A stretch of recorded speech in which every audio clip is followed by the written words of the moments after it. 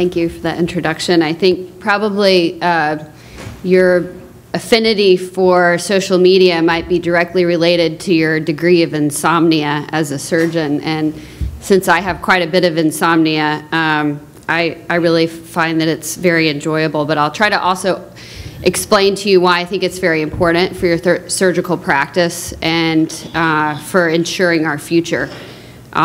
So just to start, I'm going to ask a few questions. I like Linda Martin's survey method so good. I'm going to ask people to please stand up or raise your hand if you are engaged in Twitter, and then stand up if you frequently tweet. So raise your hand if you have a Twitter account, and then stand up if you frequently use it. Oh my God. Okay, so everyone under 40 is standing and everyone over 40 is sitting. Okay. Raise your hand if you have a Facebook account, and stand up if you regularly use it. All right, well, this is, okay, good. All right, and then I won't go through the other ones, but I'll try to just briefly touch on some of the other forms of social media. By the end of this talk, you should have a good idea of what's out there. So I don't have any new disclosures since yesterday. So I'll talk to you about why you should be utilizing social media. I'll talk to you about some of the benefits, and then go through some of the basics of each type. And if you have your cell phone out, you can pull it out, because I'm going to walk you through getting you onto Twitter, okay? So come to the 21st century, dinosaurs. Okay. Social media is user-generated content in the form of written stories, video graphics, infographics, pictures, anything. And it's a way to share and collaborate. It's a modern way to share and collaborate, other than the written letter, which the younger people don't even know how to do that anymore. So these tools should be mobile and web-based technology, and they create highly interactive platforms where we form communities and communicate through these communities. So there are three major types of social media. There's basically video content, there's Facebook sharing content, and then there's Twitter. Those are really the major different types. A lot of people use it for connecting with family and friends. Other people use it for business reasons. Other people use it for a variety of reasons, and I won't go into the dating stuff. So if you look at the largest social network in the world, it's probably going to be Facebook. And this is the number of users per month. It's over 1 million per month are on Facebook. And then if you look at YouTube, it's about 1 million per month, and then going on down. So important differences, China does not allow Facebook. So when I went to China last year, I had to sign up for all these different social media networks to be able to communicate with my friends from China. So Qzone is one of the Chinese sponsored ones, and Wechat. So if you ever go to Asia, Wechat is probably the one that you want to get onto. It gives you free instant messaging, and what they like to do in China, and I'll go through this in a little bit more detail, is through Wechat. They constantly communicate to you through Wechat. So it's a very inexpensive way to communicate, hook up with people, meet people for dinner, you know, ask questions during grand rounds, share stories or journal articles or different types of media. So some surgeons still have not come into the 21st century. So why use social media? To increase your sphere of influence.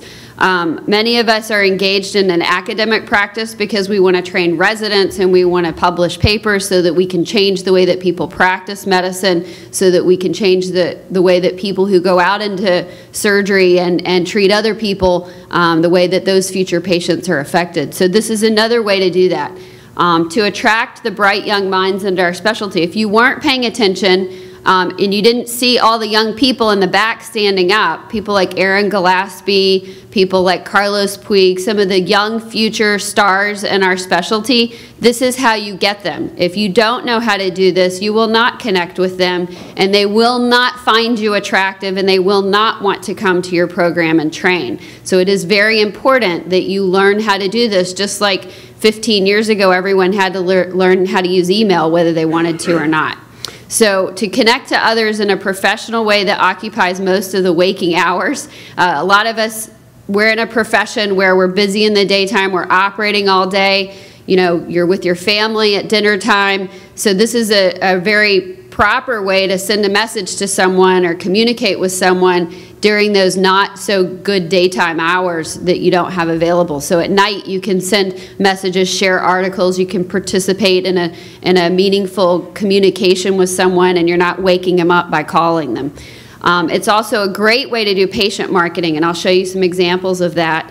And it's wonderful for patient support. If you want any more information on that, there's a table outside that talks about a patient support care network, and they routinely use social media to connect to patients around the country who suffer from esophageal cancer, for example.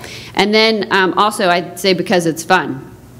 So to increase your sphere of influence, I would say without social media, I don't think that my sphere of influence with my patients or my friends or my family or my coworkers or even women in thoracic surgery would be anywhere near what it is. And I'll just show you a couple of examples from just this week.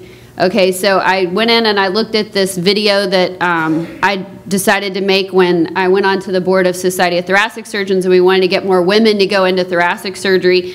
And so Graham Rush came up to me and said, hey, will you do this video, Day in the Life of a Thoracic Surgeon? So I put a GoPro on my head. It took me a day to do it. Mark Allen volunteered to let me use his GoPro. I don't even own a GoPro. And then Rob Shen loaned me his, and I was switching back and forth. And then we just time-elapsed it to a 5-minute video. So it's 24 hours shrunken down into 5 minutes. And it has resulted in bringing maybe about 5 or 6 girls who are interested, maybe they're in college or early in med school, to come spend a week with us. They live with us, they come shadow me, come to work, and they get to see what it's like to have a day in the life. And it's been really meaningful. I can't tell you how many people have come up to me and said, this really made me want to go into this specialty because I didn't see myself in these shoes, and all of a sudden now I can picture myself in these shoes and I want to fill those shoes.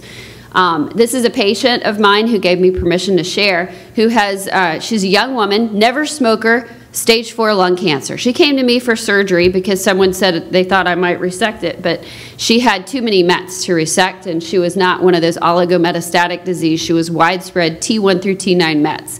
So she is having super big problems, and her husband just came back from Afghanistan, and they have limited financial resources.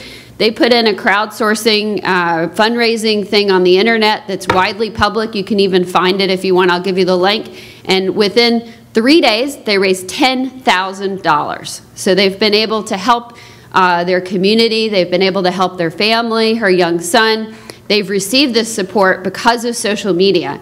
And things that I care about as a surgeon, I can put on my website, and my friends might trust me. Some of my friends might want to donate to a charity, but they don't know anything about it. And they go on and they see what's meaningful to me, and perhaps because they see it, they are able to give some funding towards people that I think need it.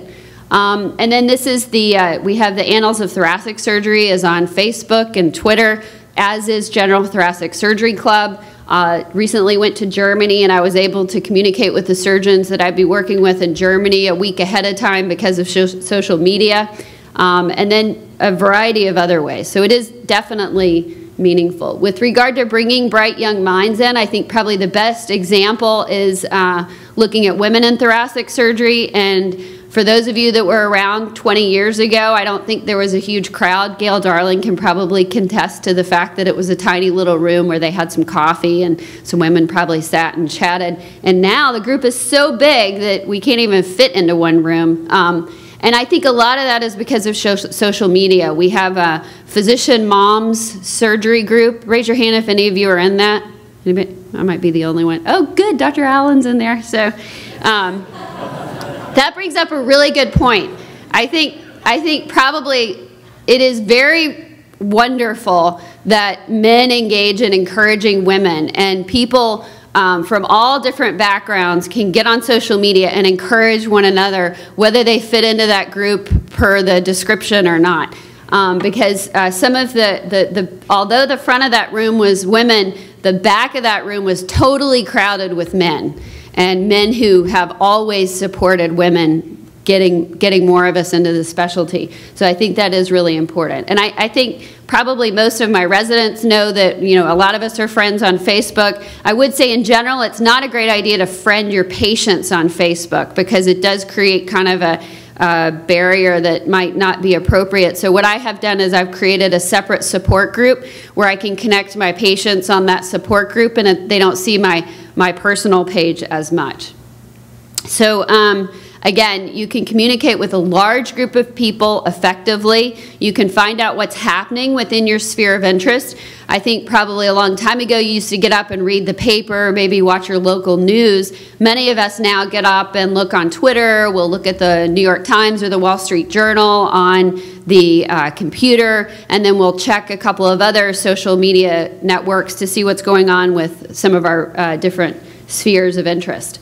So with you looking at patient marketing, 52% of all marketers found a customer through Facebook in 2013. So if you're in healthcare and you're interested in marketing to your patients, this is a very free, sometimes you can pay more to have it more visible, but it is a very wonderful way to connect to your patients. And a good example is Joe Duraney, who's interested in Epstein's anomaly, started a Facebook page, I think 3 or 4 years ago. And he posts different blogs about Epstein's anomaly, and he says that he gets the majority of his patients from this Facebook page. And he's able to connect with patients, answer questions from patients, show them different techniques, give them different education tools, show anatomy, put videos of interviews from patients on there. So it is the new form of media. Patients are a lot more educated than they used to be, and I think many of us find that the patients are looking for ways to enhance their experience with us.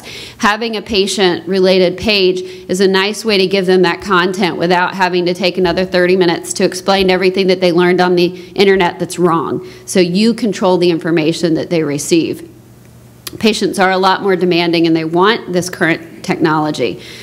This is a esophagus support group page that I've started, and this is another one that's out. These are 3 other ones that are out there. They're very easy to find. At the top of the page where you see this little line, you just type in whatever you're interested in, and it will come up. And you can look for people on this line. You can look on here for other users, other groups, health industry, other journals. Pretty much anything you search for is through there.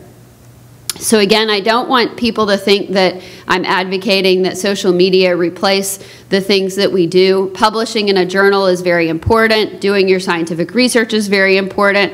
Innovating with surgery is very important. But this is a new aspect of your practice that I think you will have to be engaged in if you're going to be effective. So for those of you that want to start a Twitter account, I'm going to help you a little bit. So Twitter, we'll go through Twitter basics. Okay, so this will allow you to share information with a limited number of characters.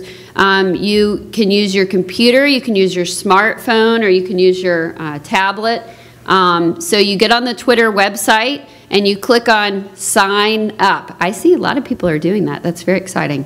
And so you basically can use any of that. You can use iTunes or Google Pay to sign up for your Twitter account. And when you sign up, you're going to be prompted to choose a username. So my username is @ShandaBlackmon. It's very simple. So Rishi Reddy is not going to have a lot of competitors for his username, but Joe Smith might have a lot of competitors. So you might want to use something slightly easy that other people could easily figure out. And then once you register, I do encourage you to come up with some idea of who you want to connect to. So you can use it just to inform patients. You can use it just as a search engine. You can use it to connect with coworkers or family or friends or patients. So your profile picture is very important, and I would say that it shows up as just an egg, and until you put a picture on there, you'll have an egg forever. So you don't want to have an egg that's very bad. People think that you're some psycho if you don't have a picture on there. So hatch the egg and put a picture on, and don't use a crazy picture. Don't use a selfie. We have a professional photographer here at the General Thoracic Surgery Club. Any of us are happy to take a nice picture of you to use for this. Don't use creepy pictures. That's very bad. And then also be careful of what you put on Twitter, okay? Because this stays forever. I keep telling my children this. So with regard to networking, it's a valuable resource for news. You can use it to get information from literature and conferences, and I'll go through how you're going to be able to do that. You can also link, if you have a Twitter account, you can create other Twitter accounts, but it's usually linked to your email. So if you have 2 email accounts, you can have 2 Twitter accounts. I wouldn't do anything beyond that or you're going to get really confused. And then when you have a Facebook account, you can create other accounts. So I have my own Facebook account, and then I help to generate the Women in Thoracic. I'm an admin person for Women in Thoracic and the Annals and STSA and some other organizations. So you have your major account for Facebook, but for Twitter it's linked to your email.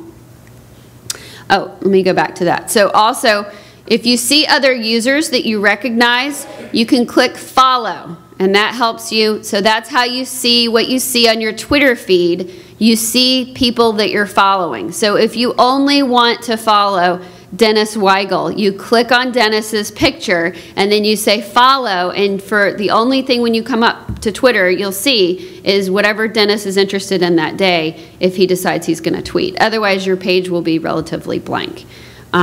Okay, so then once you start following others, you can take the opportunity to scroll through your Twitter feed, and you can do a lot of different things with that, and I'll go through. It's very uncommon for an individual to follow multiple users without posting any original content. So, or it's not uncommon. So you don't have to post your own original content. You can follow other people if you want and not post original content. So the more used to Twitter you get, the more you'll use it, and then you can have you can refer to other people. So you can refer to someone else who might be like @Erin Gillespie or hashtag thoracic surgery clinical trials. So the hashtag refers, and I'll go through this in a minute, but the hashtag refers to a topic, and is a user. So this is the Annals of Thoracic Surgery page, and here's how 726 tweets, 344 following, 1,300 people are followers. So these are the people that follow the Annals regularly, and when they pull up their Twitter account, they see whatever the Annals has posted. And Annals has in turn decided to follow 344 people who post content that they may choose to retweet. So Annals will have interviews from authors, they'll have highlights of different things that have come up for the journal and different articles that you can link to. So as a new user, it's important to start setting up those connections and start retweeting. So that would be your first homework for today, which is to start retweeting other tweets that you think are important. And it's a nice way to foster communication with others, and always remember to link to the @username. If you don't remember it, you can just put and you start to type it in, and it'll automatically populate if you've become friends with that person or if you've ever followed them in the past. So if you like something a lot, you can heart it, and then once you like a tweet, the heart will change in color from gray to red. That's how you know that you successfully liked it. It's the same thing as liking something on Facebook. And then you can track all the things that you've liked. If you want to go back and look at those, it's a nice way to go back and track it.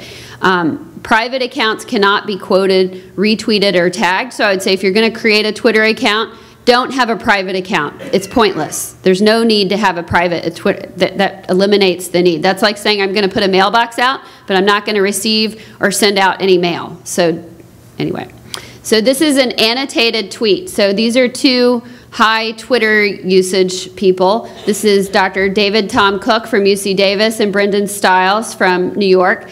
Dr. Stiles said, should patients with advanced but localized lung cancer undergo consolidative local therapy, surgery, or radiation therapy? And then he put hashtag TSSMN, that's the Thoracic Surgery Social Media Network, and then Lung Cancer Social Media Network. So he put the organizations that he thought would be interested in his tweet on there, and so people who are on those, who are interested in those topics would be able to see what he had tweeted. and his handle is @BrendanStiles. And then David Tom Cook responded and said, this needs to be discussed in a tumor board by case-by-case basis. But then he put a link to something, so you can do the HTTP website, and you can put a link to it. So on the hashtag Thoracic Surgery Clinical Trials Network, we're putting hashtags that link you to clinicaltrials.gov websites. And then he also linked it to these other people who he thought might be interested. Does that make sense? Raise your hand if you're still confused. Okay, good, thanks. One person's being honest. Okay, so here's, again, the glossary of useful terms. So the @ is your handle. So it will represent a person or an individual or someone with an account, and a hashtag is something like a keyword or a phrase that helps you. It's like an index, the way that you can find different things. And then you can block people, you can do direct messaging, you can lurk, which is, again, kind of creepy. You can reply, you can retweet, you can tag people in photographs. In general, don't tag people unless you know them relatively well. They might not appreciate it. Or tell someone you're going to tag them. And don't take like crazy pictures of people and then tag them. That's not funny. Okay.